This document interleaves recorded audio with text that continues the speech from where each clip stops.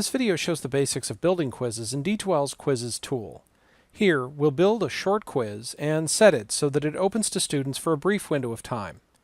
Quizzes like these are great, low-stakes exercises that help students assess their comprehension of course content.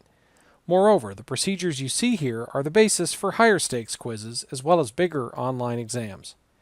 In this tutorial, we will quickly walk through the basics of getting a quiz up and running and leaving a lot of specialized features as well as question construction to other tutorial videos. Let's get started. Quizzes and exams can be linked here in the content area together with other relevant materials and activities. You and your students can also find quizzes in their own area, accessible via the nav bar. It's best if students go here to take quizzes since they get a little more room on screen. In this sample course, I already have 2 quizzes built.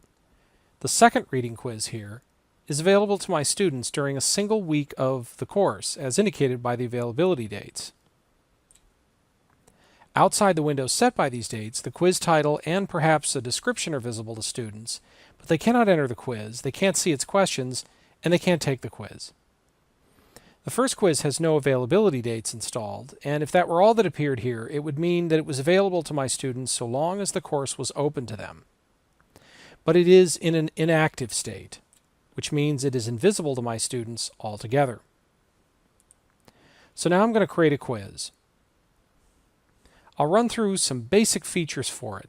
I won't discuss every single feature that's involved with quizzes in D2L, but I'll show you just what you need to have a working quiz in your course. I click the New Quiz button, and it takes me to this quiz editor.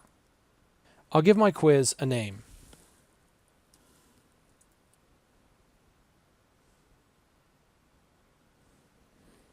If I were installing questions now, I'd click Add, Edit Questions. In other videos, I show how to build questions in a quiz, but for now, we'll install some questions just to show you what that looks like on the Properties tab screen here in the quiz editor.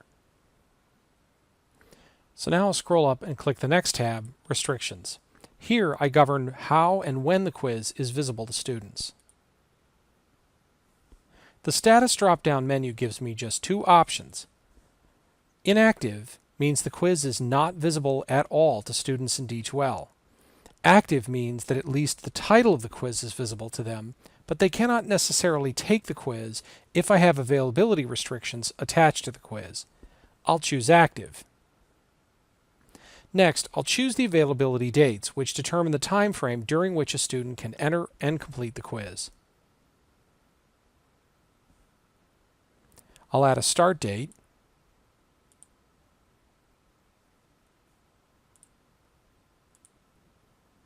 and I'll add an end date.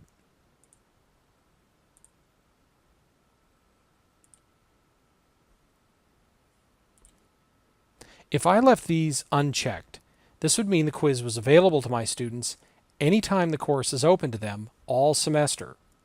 By adding these dates, I've limited the time when a student can take the quiz to within this week, or rather Monday through Friday. So, to be clear, active and inactive control if students can see the quiz in the D2L course at all. When it's active, availability dates can limit the time students can take the quiz to a window of perhaps a day, or several days, or weeks. Active and inactive states must be set manually and cannot be programmed for a later date, whereas availability dates are programmable. You can set these up for all your quizzes before the semester even begins. Scrolling further, I come to features under Timing, which govern how long my students have to complete the quiz once they've entered it. If I want D2L to enforce a time limit, I'll click that radio button. Some more options appear. I tell D2L how many minutes students have to complete it. D2L insists that we also add a grace period, which doesn't show on the clock. After the grace period ends, D2L can do one of several things governed by these radio buttons. Probably the most common choice is prevent the student from making further changes. This means that after the official time limit and grace period have run out, students receive this message if they're still in and working on the quiz. All they can do at that point is click the Submit button at the bottom of their screen, which saves their quiz submission to be graded. So in this case, my students will have a countdown clock that tells them how much of 5 minutes they have left while they're taking the quiz.